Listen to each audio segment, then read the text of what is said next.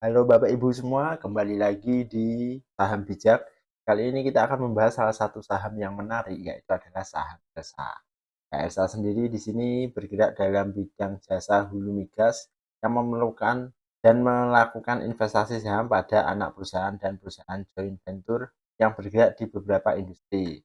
Seperti layanan dukungan, jadi layanan dukungan ini adalah pengantaran barang ya Bapak Ibu dan perdagangan upstream migas, layanan dan perdagangan downstream migas bumi, dan jasa pengelolaan dan penyimpanan data perdagangan migas dan pengelolaan aset lapangan migas bumi. Nah, lalu kita lihat di sini valuasinya, yaitu adalah dari PIR, ya PIR-nya itu ada di 4,91 dan BBV price to book value-nya adalah 0,6 dan padahal rata-ratanya itu ada di 0,6. Berarti rata-rata 3 tahun ini saat ini sebenarnya sudah lebih tinggi ya Bapak Ibu, tapi apakah lebih tinggi itu saham Elsa tidak menarik lagi? Ya belum tentu, karena ini masih 0,6 ya, jadi kurang dari satu itu saya rasa itu menarik Bapak Ibu. Kalau banyak terus. Lalu selanjutnya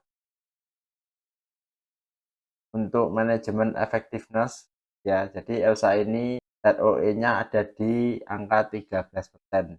ROE ini cukup bagus karena lebih dari 10%. Lalu return on asset itu ada di sekitar 6%, berarti asetnya Elsa ini selalu bertambah tiap tahunnya.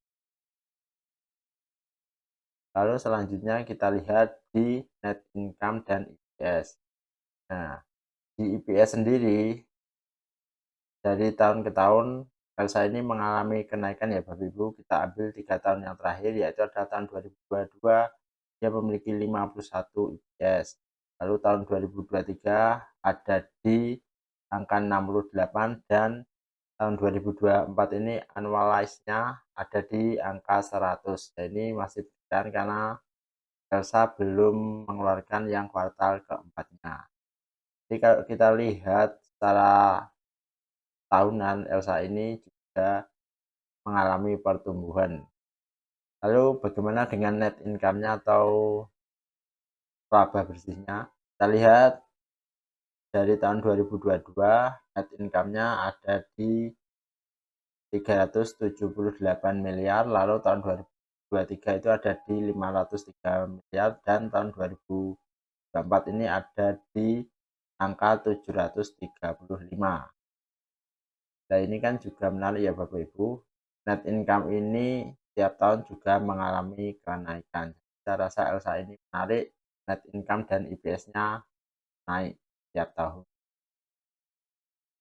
Lalu kita lihat juga dari sisi dividennya. Nah, saya lebih suka saham yang memiliki dividen ya Bapak Ibu, karena itu sebagai bumper kita atau tambahan kita sewaktu perusahaan mengalami koreksi. Nah, Elsa sendiri ini memiliki dividen payout ratio sekitar 27% dengan dividen yield itu sekitar 6,32%. Dividen ini saya rasa juga cukup menarik mengingat harga saham Elsa saat ini sedang turun dan tetapi EPS-nya dan net income ini naik. Oke, baik, selanjutnya kita lihat di price performance-nya. Ya, selama 3 tahun sebenarnya Elsa ini sudah naik ya Bapak Ibu.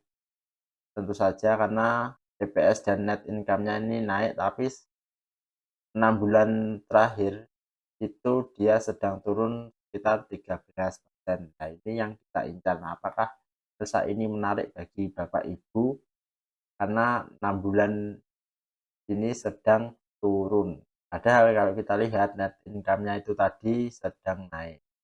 Oke, selanjutnya kita lihat di sisi harga.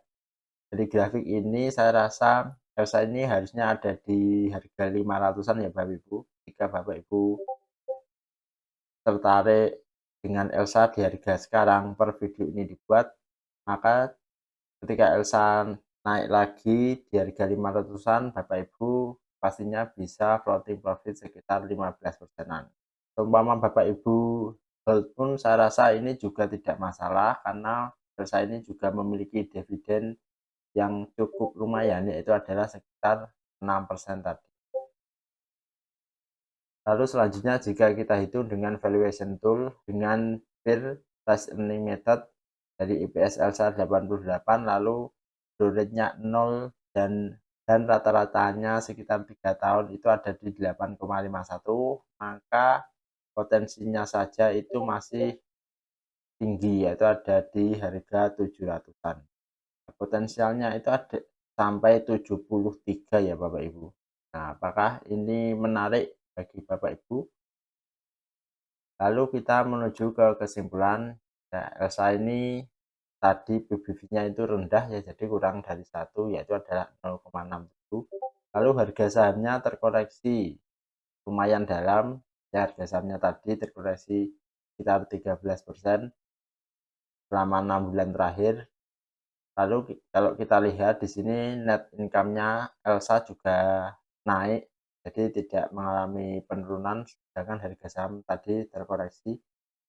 Selanjutnya adalah EPS-nya juga naik, jadi EPS itu ada 100 kalau tidak salah, dikalikan 10 saja harusnya 1000, itu kalau EPS kali 10 ya Bapak Ibu.